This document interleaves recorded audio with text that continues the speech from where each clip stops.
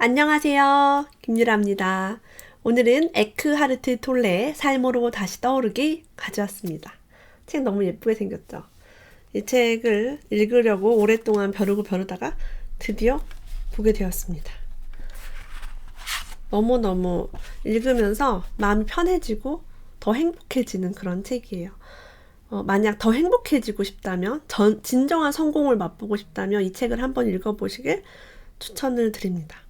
이 에크하르트 톨레라는 분은요, 어렸을 때 굉장히 심각한 힘든 일들을 많이 겪었어요. 부모가 이혼을 하고요. 학교에서는 왕따를 당하고 세계 2차 대전으로 부서진 건물 안에서 시간을 보내고요. 엄청난 고통의 에너지로 늘 어둡게 이렇게 지냈대요. 13살 때 스페인으로 건너가 아버지와 생활하기 시작했고요. 그때부터 이제 공부를 하고 했지만 사춘기에부터 어른이 될 때까지 계속 우울해졌다고 합니다. 우울증, 불안감, 두려움 같은 고통을 겪게 되었고요. 이 문제를 풀기 위해 철학, 심리학, 문학 등의 방대한 영역의 자료를 접했다고 해요. 런던 대학을 수석으로 졸업하고 케임브리지 대학원에 장학생으로 입학해 연구원으로 활동도 하였다고 합니다. 어느 날 이분은 너무 고통스러운 나머지 더 이상 나 자신과 함께 살 수 없어 라고 외쳤대요. 그 순간 나 자신과 살 수 없는 그 나는 누구인가? 나라는 존재가 둘이란 말인가?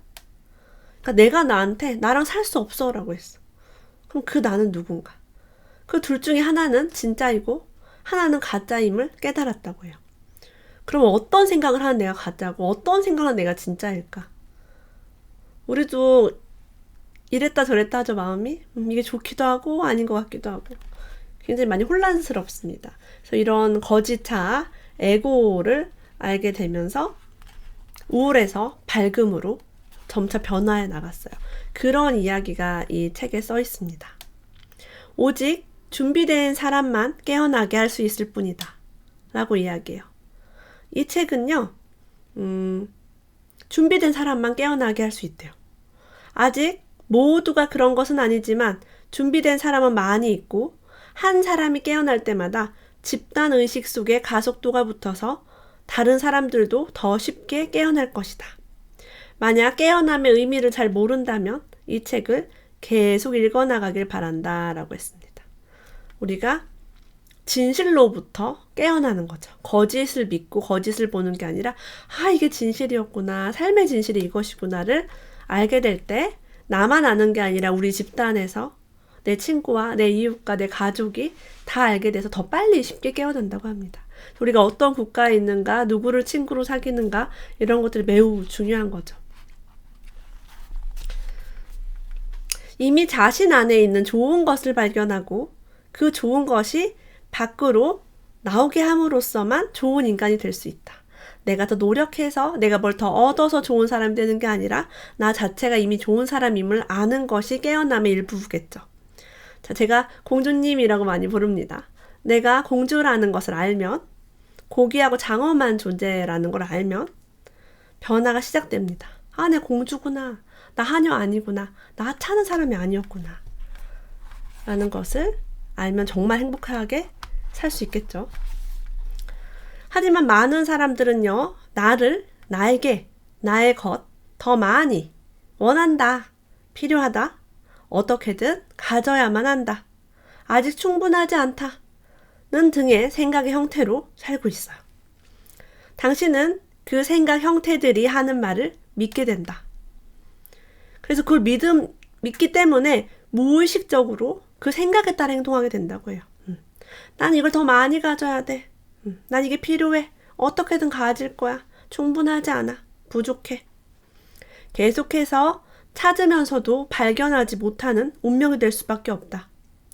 그 생각 형태가 작용하고 있는 한 어떤 소유물, 장소, 사람, 조건도 당신을 만족시킬 수 없기 때문이다. 불완전한 자아는요, 완전한 것을 찾아 헤매고요. 내면의 결핍감을 채워준다고 약속하는 그 무엇인가를 계속해서 찾아다녀요. 예를 들면 나는 학벌이 부족해 라는 사람은요, 좋은 대학을 가기 위해 재수하고 삼수하고 사수를 합니다. 석사도 하고요, 박사도 해요. 자격증도 엄청나게 많이 땁니다. 강의를 또 들어요. 또 공부합니다. 하지만 나는 부족하다는 걸 계속 강화할 뿐이죠. 그래서 결핍으로서 끌어당기는 것들은 결핍을 강화하는 결과. 여러분이 뭔가를 배우실 때 여기까지만 하고 멈춰야겠다. 내가 이게 부족해서 배우고 싶지만 여기까지만 하겠다라고 선언하시는 게 중요해요. 근데 이렇게 정말 학벌이 높은 사람임에도 난 누구보다 못해요. 우리 과에서 내가 뭐 꼴찌였어요. 이런 식으로 자기를 비하하면서 우울해하시는 분들이 굉장히 많은 것을 저는 보았습니다. 나 스스로 이미 잘하고 있다고 알면은 이런 결핍을 찾아 헤매진 않겠죠. 가슴속에 원함과 분함과 불만이 있는 경우, 어떤 먼 과거에 일어난 사건과 관계된 강한 부정적 감정을 원한이라고 합니다. 누가 나한테 한 일, 누가 우리에게 한 일, 강박적으로 계속 생각을 하거나 머릿속에서 혹은 분명하게 입 밖으로 내어 반복해 이야기함으로써 그 사건은 늘 살아있는 상태가 된다. 원한은 또한 삶의 다른 영역들도 오염시킨다. 현재에 대한 인식을 왜곡시키고요. 눈앞의 사람에 대해 말하거나 행동하는 방식에도 영향을 미친다고 합니다. 자신이 여전히 원한을 품고 있는지, 자기 삶에서 완전히 용서하지 못한 누군가가, 즉 적이 있는지 없는지 확인하기 위해서는 솔직함이 필요하다라고 해요. 우리가 이런 원한과 과거의 부정적인 감정들을 감추고 싶어 하고요. 수치스러워하기도 해요. 근데 계속 생각이 계속 나요. 그래서 오래된 생각과 감정의 응어리를 진실로 풀어내는 게 필요한데, 일기를 쓰거나 혹은 블로그 글쓰기 치유를 하거나 믿을 만한 사람에게 상담을 해서 이 원한과 이런 감정들을 해소하는 게 굉장히 중요합니다. 안 그러면 계속 마음이 아프고 힘들고 생각나고 과거의 한 가지 사건이 평생 동안 나를 괴롭히는 그런 것 때문에 두려워한다거나 무언가를, 그런 것들을 끊어내는 게 매우 중요하죠. 자, 에고는요, 거짓 자아라고도 불립니다. 내 안에 다른 나. 근데 이게 에고인지 아닌지도 일반 사람들은 모를 수 있어요. 한 번도 들여다보지 않은 사람은요. 자, 에고는 옳기 위해 누군가를 틀리게 만들기를 매우 좋아한다고 합니다. 잘못되거나 문제가 있다고 판단되는 사람과 상황에 대해 자신을 상상 속에서 도덕적 우월한 위치에 놓는대요. 내가 맞아. 너는 틀렸어. 너 잘못됐어. 내가 옳아. 에고가 갈망하는 것이 그 우월감이며 그것을 통해 에고는 자신을 강화시킨다라고 해요. 나의 정치적 이념이 옳아. 너의 이념은 틀렸어. 내가 잘났어. 내가 더 많이 알아. 이게 바로 에고의 생각이죠. 에고는 판단하거나 평가하거나 비교하거나 비난하는 것을 매우 좋아합니다. 그래서 이렇게 살면은 우월감을 느끼기도 하고 때로는 열등감을 느끼기도 하면서 우월했다가 열등했다가 널뛰기를 하며 살죠. 좌절된 욕구는 분노로 변합니다. 그 분노는 거의 대부분 배우자나 연인을 향해 있다고 해요. 여기서 한 가지 더 추가하자면 배우자나 연인이 뭐예요? 우리 가장 사랑하는 사람 아닙니까? 사랑하는 사람, 만만한 사람, 분노를 표출해도 떠나지 않을 만한 사람에게 우리는 분노를 표출합니다. 친구에게나 직장 상사에게는 함부로 분노를 표출하지 않죠. 왜? 잘릴 수도 있고 친구가 나를 안 만나줄 수도 있고 소문이 날 수도 있으니까요. 때로는 어린 자녀에게, 만만한 사람, 나를 떠나지 않을 안전한 사람에게 이런 분노를 표출합니다. 두려움과 결핍감을 제거하는 일에 실패를 하면 또 이제 분노가 올라오고요. 그래서 친구가 아닌 가족이 가장 힘들죠. 우리의 욕구가, 좌절된 욕구가 분노로 변할 때 가족들이 힘듭니다. 여러분이 아마 마음이 힘든 경우가 있으면 대부분 친구보다는 가족, 안에 있는 사람들 때문에 힘들 수 있어요. 이게 에고가 하는 일이다라고 알아차리면은 이거 그 사람의 진심이 아니구나, 거짓 자아가 하는 일이구나를 알아차리는 게 중요하겠죠. 흔히 사랑에 빠진다라고 하죠. 이 사랑은요, 당신이 갖고 있는 이미지에 중독된다고 해요. 그 사람은 뭐 이러한 사람이야. 뭐 얼굴이 하얗고 키가 몇 센치고 뭐가 어쩌고 저쩌고. 하지만 그것은 아무것도 바라지 않는 진정한 사랑과는 관계가 멀다고 합니다. 우리는요, 우리가 정말 싫어하는 사람과 나는 이 사람을 정말 싫어해. 나는 우리 아버지 같은 사람 안 만날 거야 하면서 배우자를 찾기도 하고요. 어떤 이상형을 만들어내죠. 뭐 돈 많은 사람이 이상형이다. 그럼 돈이 없어지면 시들해집니다. 진정한 사람과는 관계가 멀죠. 그래서 우리 사랑이 자꾸 실패하고 결혼이 힘든 이유가 어쩌면 그게 에고에 이끌린 사랑인 줄 알았던 그것 때문에 힘들 수 있다는 얘기죠. 어떤 사람은요, 나는 망했어 라고 하나의 스토리로 얘기를 한대요. 이 스토리는 당신을 한정짓고 효과적으로 행동하는 것을 막는다라고 합니다. 망한 게 아니라 통장에 500원밖에 남지 않았어 라는 건 하나의 사실이래요. 500원이 남은 거지 망한 건 아닌데, 그죠? 사실과 대면하면 반드시 힘이 솟아난다. 행복을 찾아다녀서는 안 된다. 찾아다닌다면 발견하지 못할 것이다. 누군가 나를 행복하게 해줄 거야. 저 남자를 이러이러한 남자를 만나면 내 인생이 바뀔 거야. 이게 바로 허상을 찾아서 헤매는 거죠. 나중에 에고의 욕구가 자식을 향한다고 합니다. 우리 아이를 낳은 부모들은 다들 이해가 될 거예요. 우리 에고는 자식에게 이렇게 얘기합니다. 나는 내가 이루지 못한 것을 네가 이루어주기를 바란다. 세상의 눈에 중요한 인물이 되기를 바란다. 그렇게 되면 나도 너를 통해 중요한 인물이 될 수 있어. 네가 나를 실망시키지 않았으면 좋겠다. 나는 너를 위해 정말 많은 것을 희생했어. 엄마가 너 키우느라고 회사도 안 다니고 육아휴직 쓰고 너 젖주고 밤에 안 자고 너 키웠잖아. 내가 온 돈을 너에게 투자했어. 난 네가 잘 돼가지고 엄마의 자랑스러운 아들, 딸이 되길 바래. 이렇게 되면 어떻게 돼요? 고통을 불러일으키죠.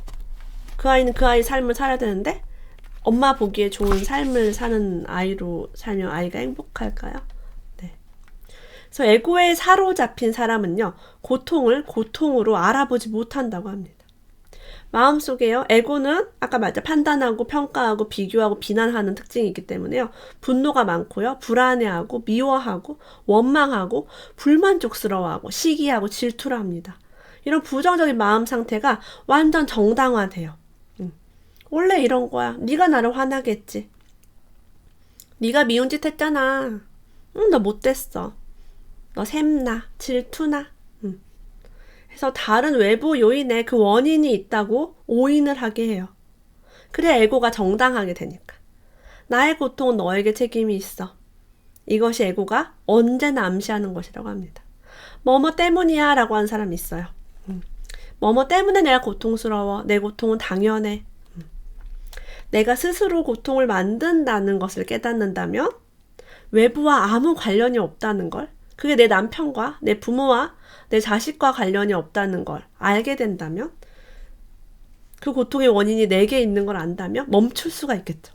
근데 그게 정부에 있고 부모에게 있고 사회에 있고 내 배우자에게 있다면 내 고통을 멈추는 거는 매우 힘든 일이 될 겁니다. 왜?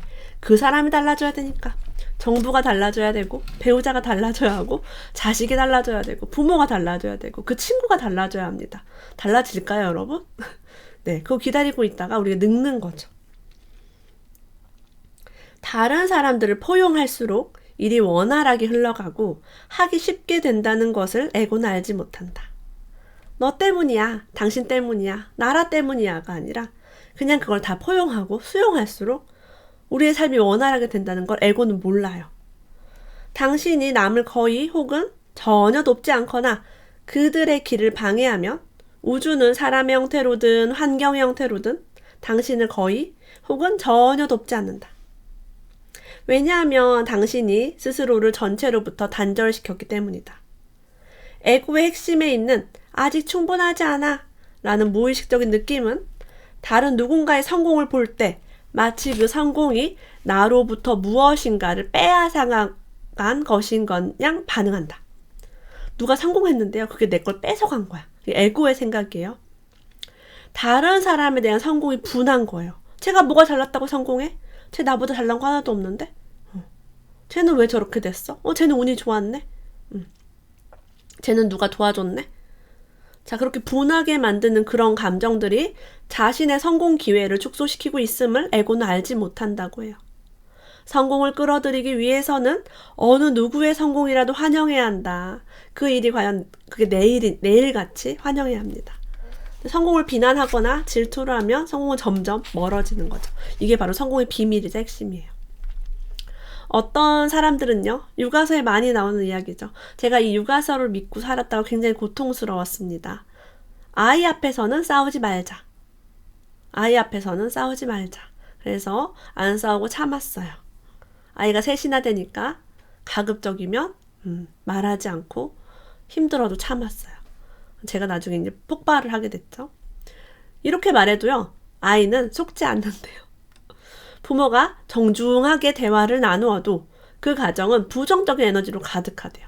속으로는 막 부글부글 하는 거야. 근데 아이를 위해서 참고 있어요. 아이는 그 에너지를 다 느낀다는 거죠.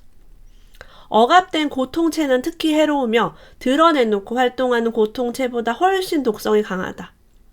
그 정신적인 독은 아이에게 흡수되어 아이의 고통체까지 발달시킨다. 이런 경우 아이는 눈치를 보게 되죠. 지금 기분이 어떤가? 엄마가 좋은가 나쁜가? 엄마가 자기 생각과 말하는 게 달라요. 이중적이죠. 얼마나 혼란스럽겠어요. 어떤 여성은요, 고백하기를 그녀의 부모가 서로에게 소리를 지르고 욕을 할 때마다 그들을 바라보며 자주 이렇게 생각했다고 한다. 이 사람들은 제정신이 아니야. 나는 어쩌다 이런 곳에 있게 됐지? 근데 그거를 알아차렸대요. 저 사람들이 지금 제정신이 아니라는 것을 알아차렸대요. 그래서 그 알아차림 덕분에 부모로부터 흡수하는 고통이 줄어들었다고 합니다. 적당하게 싸우고 해결할 건 해결하고 진실하게 사는 게 좋겠죠. 그러니까 거짓으로 포장하는 것이 오히려 더 해롭다는 이야기입니다. 나는 누구인가? 이게 굉장히 중요한 핵심이라고 합니다. 돈이든 인정받는 일이든 사랑이든 부족함이라는 사고방식이 포함되면 언제나 결핍을 경험한다. 이미 있는 자기의 삶에 좋은 것들을 인정하지 않고 결핍만 눈에 띈다. 나는 돈이 부족해, 나는 성공이 부족해, 나는 외모가 부족해, 나는 뚱뚱해. 이렇게 부족한 것만 계속 얘기하면요, 언제나 그것을 경험하게 된다고 해요. 그리고 내 삶에 좋은 게 너무 많은데, 나의 장점이 너무 많은데 그걸 보지 못하고 나쁜 것만 보게 되는 거죠. 이미 있는 내 삶의 좋은 것들을 인정하는 것이 모든 풍요의 기본이다.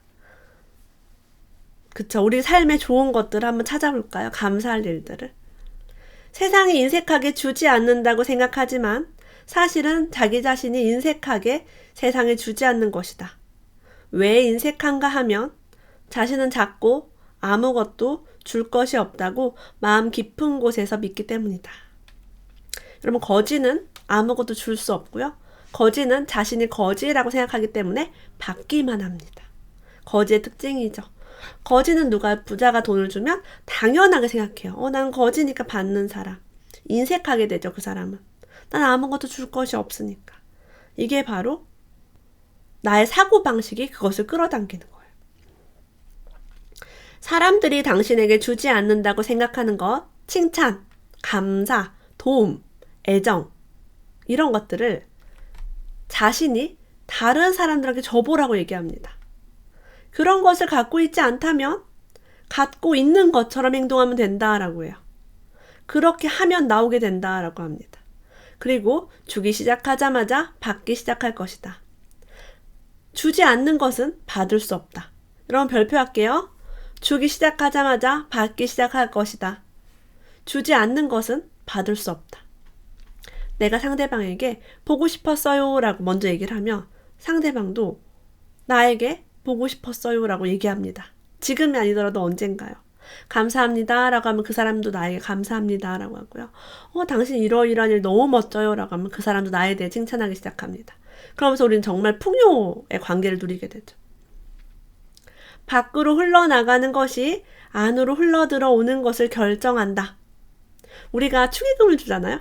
그럼 상대방이 기록해놔요. 김유라는 축의금을 얼마를 줬다라고. 그래서 기억했다가 나중에 나한테 축의금을 줄 일이 있을 때 그걸 돌려줍니다.